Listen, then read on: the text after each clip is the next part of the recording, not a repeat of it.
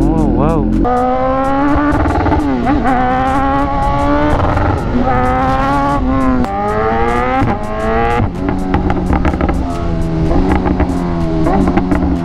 Grabe na, apoy pala to.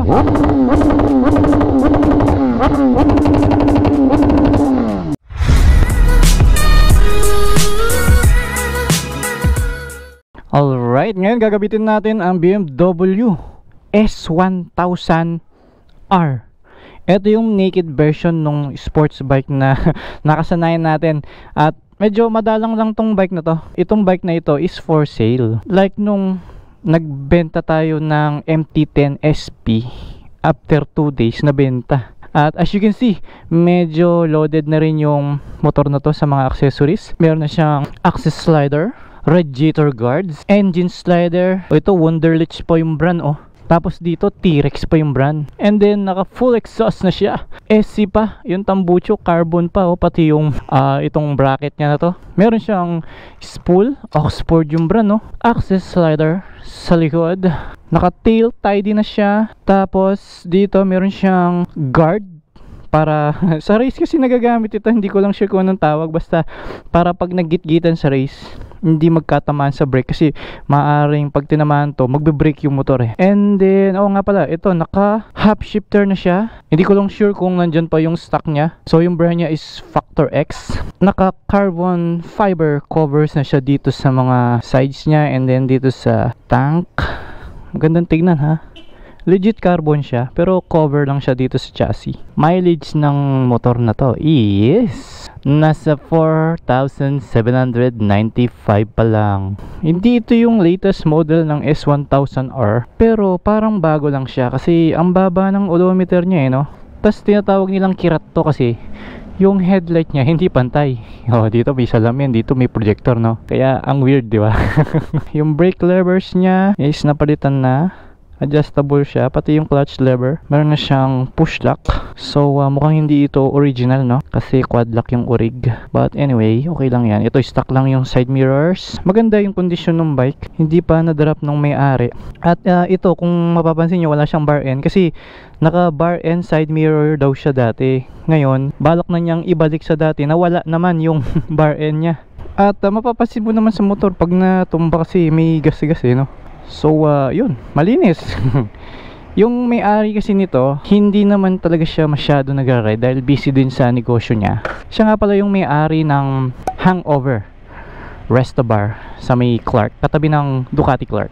Okay, so sumampa na ako dito sa motor. At sa seat height is tamang tama lang ako, as 5'7", flat footed. Medyo magaan lang ng konti to compare sa Z1000 and ZH2 at sa mga ZSX S1000. Okay, let's start. Cold start to Oh wow, grabe yung tunog.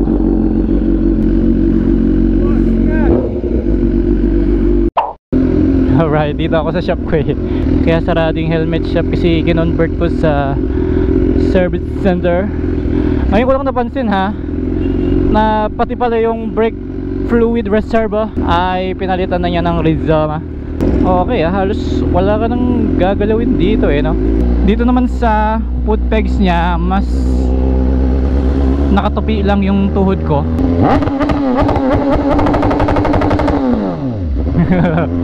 Tropa natin sa Wawa wheel.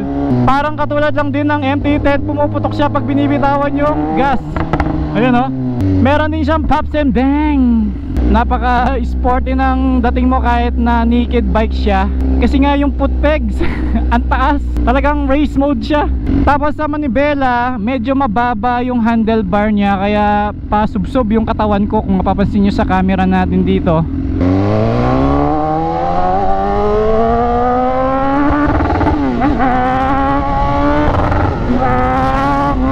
Napansin nyo ba? Maiksi lang yung kanyang limiter eh no. I'm not sure kung pwedeng palitan. Nabibitin ako sa arangkada. Uy, old school na parang high Asian Ganda nun Yun ang magandang GDM concept. Tapos pag ganyan lang yung throttle mo, papapapapapapapapap. Ang galing. Super aggressive naman ang motor na to. Nag high cut boots ako eh Mas bagay sa motor.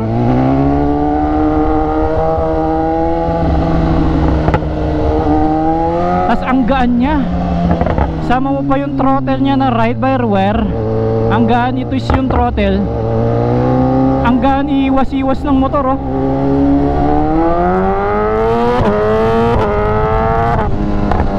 Kailangan mo lang ma-master yung limiter kasi pwede siyang parang nadadapa siya pagka wala na. So meron siyang manual na gauge dito, so diyan mo na lang makikita. Kaso medyo mahirap lang kasi focus ka sa kalsada eh. Siguro dahil may ganito, kapag napunta siya sa limit, magpa-flash siya eh. So kahit di ka nakatingin dyan sa gauge, dun sa peripheral vision mo, maaninag mo siya eh. So maganda yung diskarte ng may-ari ng motor na to, na si Boss Choi. Shoutout sa'yo, Boss Choi, salamat sa pagpapahiram. Hindi naman lahat ng buyers mabibigyan ng chance na makita personal or ma-test ride to. So ako na mismo yung magte-test ride para yung mga titingin is yun na yung ine-expect nila. Magiging transparent naman ako sa inyo kasi wala naman ako kikitain dito kasi yung pagpapahiram pa lang ng motor ni Boss Choi sa akin dito is malaking bagay na sa akin dahil wala namang ibang taong magpapahiram sa akin ng ganito eh. Si Boss Choi lang. Okay, sa first impression, sa unang pagsampa at pagpapaandar pa lang ng motor na to, aggressiveness agad yung naisip ko, no? Kung ikaw ay mahilig sa mga talagang hatawan, magandang tunog, maangas na dating, aba, perfecto sa'yo tong motor na to. Ang dali pa niyang iwas-was. May pakiramdam pa rin siya na talagang big bike kasi medyo mabagal pa yung pag-flick ko ng ganyan dahil sa may timbang din talaga yung motor eh, compare sa mga 150cc eh.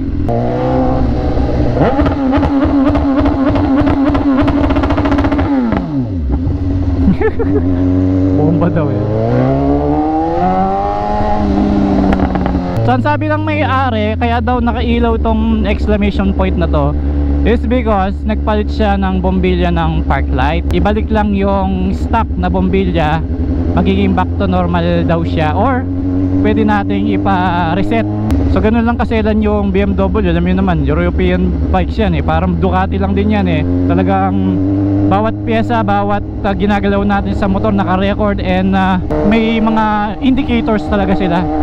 Pagdating naman sa papers, sa kanya nakapangalan yung motor at ngayon daw is on process na yung resto niya. Bawat piga ako na puputok siya. Oh, nako, may butas, ang laki. Oh, bengkong yung mags mo dyan, oh. Lumubog yung pothole. Kung nakapag-ride na kayo ng MT-10, pareho sila ng feeling, mas mababa lang yung manibelo nito. Ang ganda nung levers na pinalit niya, hindi masakit sa daliri.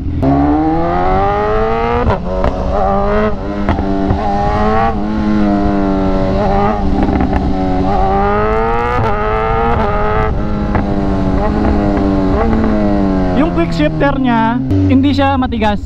May pakiramdam lang siya na parang delay yung pasok niya, pero para lang siyang spring na lulubog muna bago pumasok. Hindi kagaya ng iba, wala kang mararamdaman na spring, parang antigas yung pack, ganun kaagad siya. Ito, smooth lang yung pasok.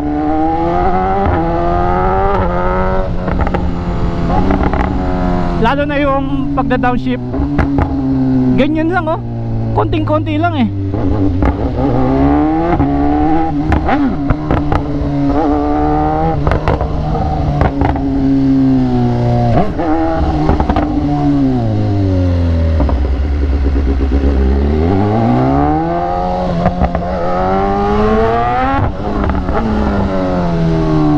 Grabe, sarap pumreno. Sarap sa daliri nito, no? Kaya tatak to, ang ganda.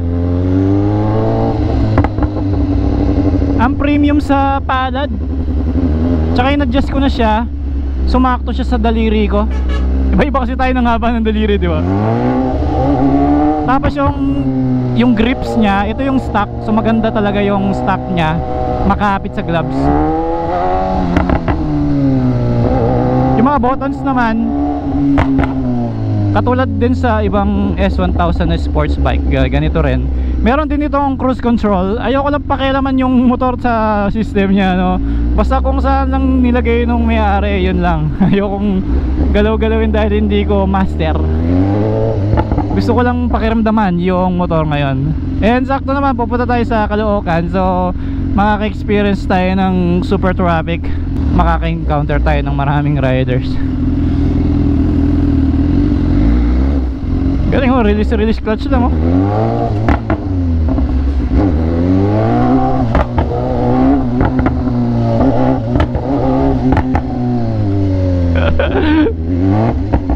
Napapatingin yung putok kasi na putok yung motor eh.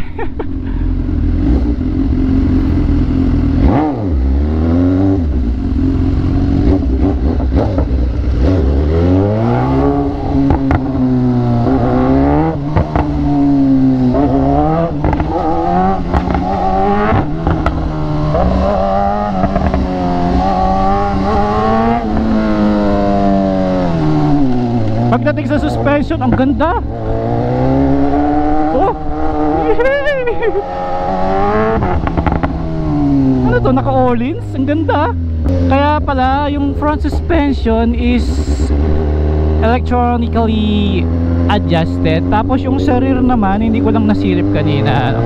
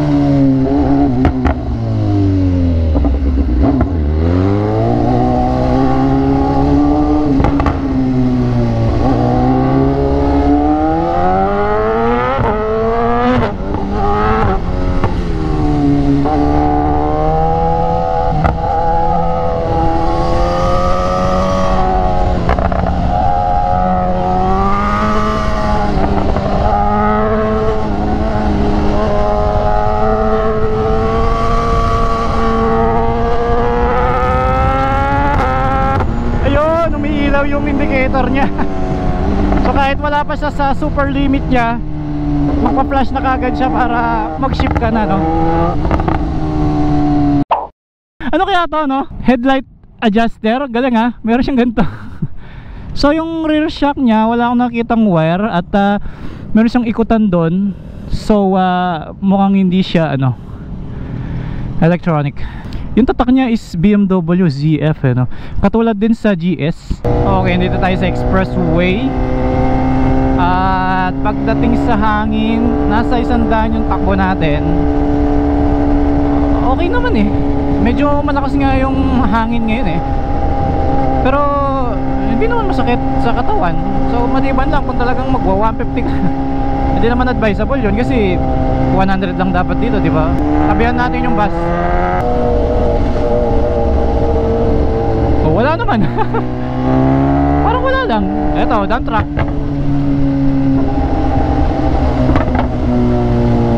Wala rin.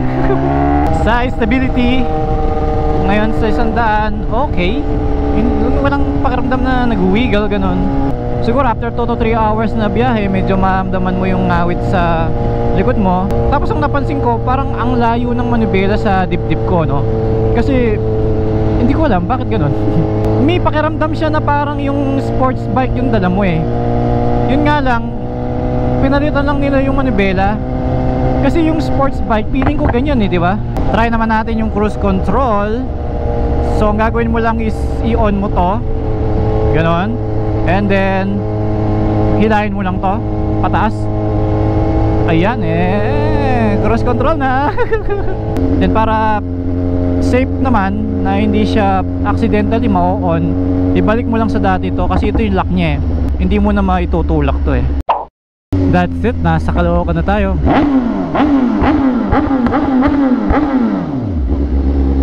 Ang gandang Bombay nito, ang gaan. Sulit naman yung motor, ako nga nag-enjoy. Wala akong ma-complain dito. Tsaka yung mga upgrades niya worth 200,000 na rin daw eh. Naka full system pa. I'm not sure kung original ah. Tunog na hinahanap mo at yung performance nandito na kasi naka-remap daw to eh.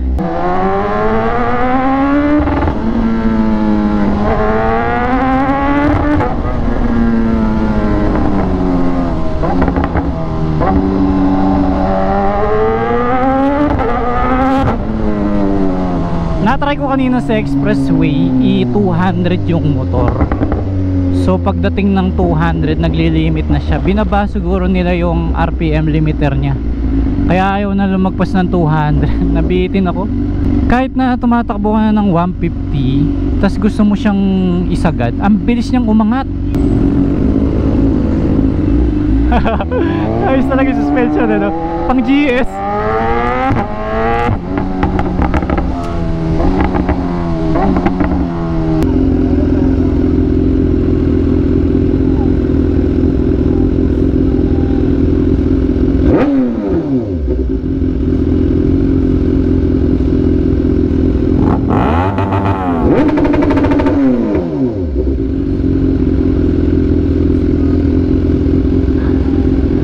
Nakilala tayo.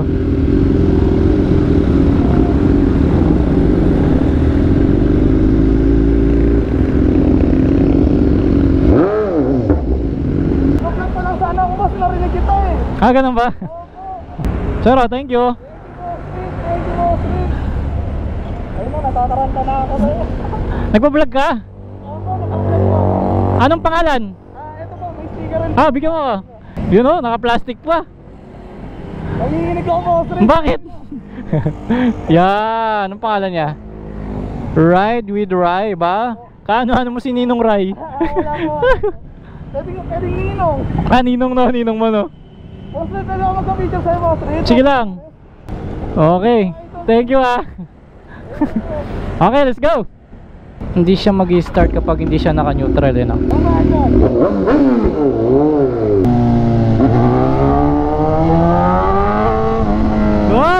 Oh, electric yan, electric. Wala chance tayo dyan. So, dito ang TRC Racing. Punta tayo sa office nila kasi gusto akong makausap nung may-ari. Mukhang may kasalanan na naman tayo. Kasi kapag influencer ka ng isang brand, meron kang obligasyon sa kanila eh, no? Kapag hindi wala ka apply, papatawag ka nila. So hindi ko sure ngayon kung may kasalanan ba o may good news silang ibibigay. Alamin natin. At dito talagang traffic ka na. Ang init. Init fresh air. Nakapanibago, tagal kong di bumalik ng Manila. So ito yung bagong building nila. Ay hindi pala, hindi pa pala. Sorry. Pare-para yung kanto dito eh.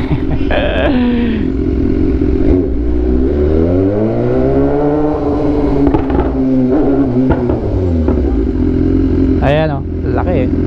Tapos gumawa pa sila ng bagong building. Dito lang tayo.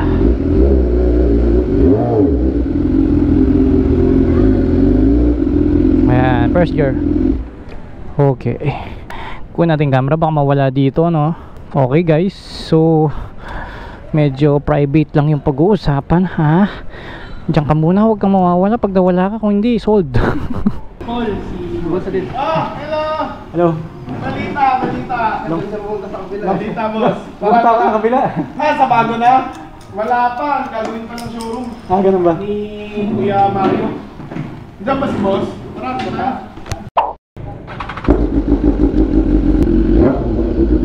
Grabe, bulahaw talaga yung motor eh, no? Buti maliwanag dito sa Manila.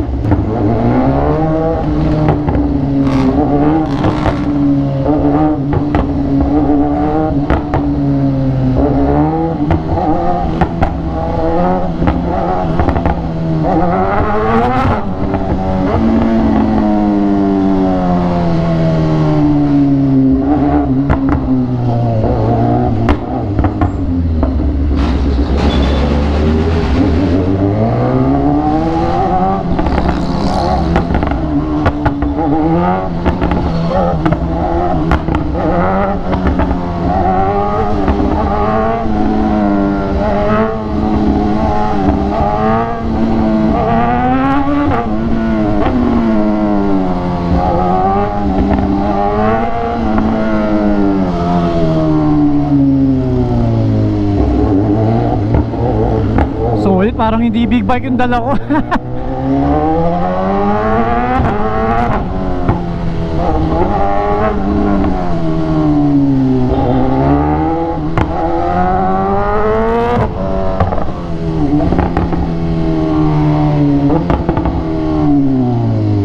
Ayan na naman siya. Para tayo naka-pit limiter, oh. Angas. Para ka tinatawanan ng motor, eh.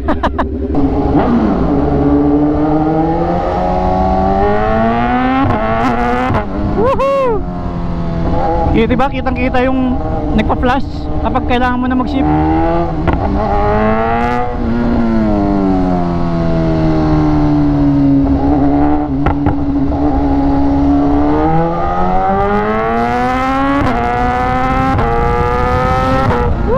Agad-agad 150, grabe, solid.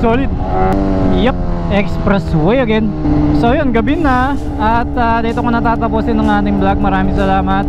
Paalam muna, see you next vlog. Wait for speed.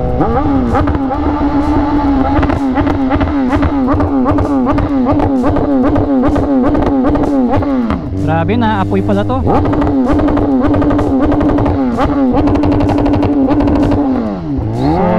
Solid. Wait for speed.